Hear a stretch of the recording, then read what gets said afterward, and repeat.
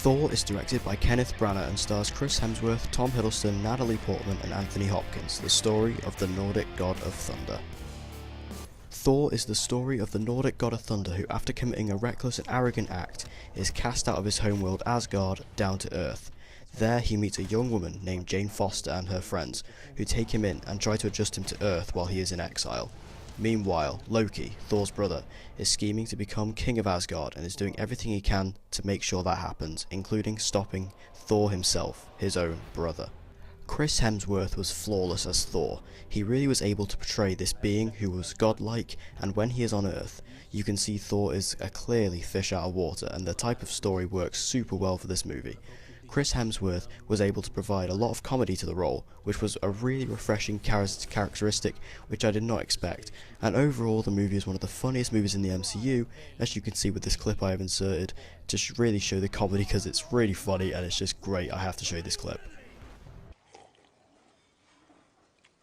This drink, I like it.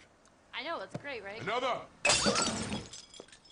Sorry, Izzy, little accident. What was that? It was delicious. I want another. Well, you could have just said so. I just did. Tom Hiddleston as Thor's brother was an incredible villain who was selfless and ruthless and truly evil. This makes a change as the villains in the MCU has always been one of its weakest points, but Loki is definitely an exception, and it was a great idea to ensure that he was the villain of the Avengers. Anthony Hopkins as Odin was very regal, and every time he spoke you really felt like you were listening to a king or majestic ruler of some kind, which is absolutely fantastic as Anthony Hopkins is an amazing actor and you can really see that in Thor. On Earth, Natalie Portman's Jane Foster was a very interesting and cool character who finds Thor and is interested in the science of it all as she is a physicist. The chemistry between her and Chris Hemsworth is very heartwarming and you can see the connection building between the two, which is really nice to see as they really do work together as a couple. Jane's friends Eric and Darcy were also great. Eric was awesome and Darcy was a bit annoying but not too much. The action was brilliantly helmed by director Kenneth Branagh, who was able to get some wonderful shots of Thor and his Asgardian warriors fighting together, and it is really something to see. As I said previously, this movie is very comedic, which is desperately refreshing, and it all relates to the fish out of water scenario I mentioned earlier, and when the humour hits, it always lands, and really made me laugh out loud sometimes. It's subtle, but very effective, and it really makes a change for this film and also the universe, as it's not just Robert Downey Jr. making snarky comments. These jokes are real. I need a horse!